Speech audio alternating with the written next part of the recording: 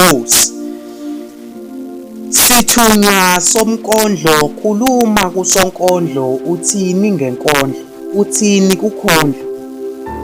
Sithi isithunywa senkondlo, mangithathe usiba nephepha, ngingcolise iphepha ngo-inki, ujabule okhondlo ngayo inkondlo.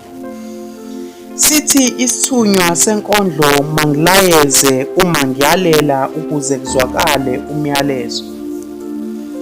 Ithi inkondlo njengomlungisi, mangilungise konke kulunge. Sithi isithunywa senkondlo njengomfundisi eshumayela, mangifundise ngezwi likaJehova.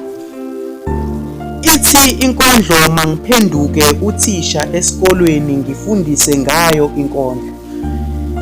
Sithi isithunywa somkondlo, mangiduduze abambethwe yifu elimnyama ngayo inkondlo.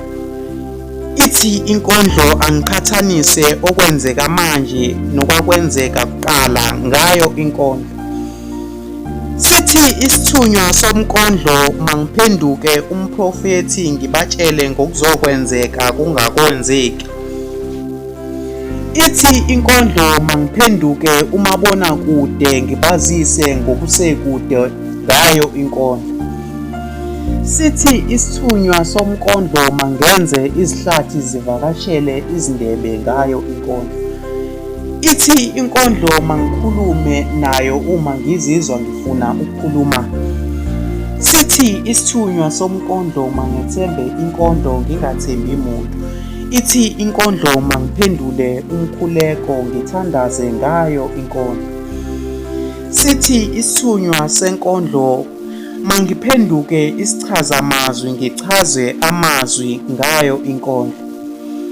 Ithi inkondlo angiyiphendule ukudla komphefumulo, ngisuthise abalambile ngayo inkondlo.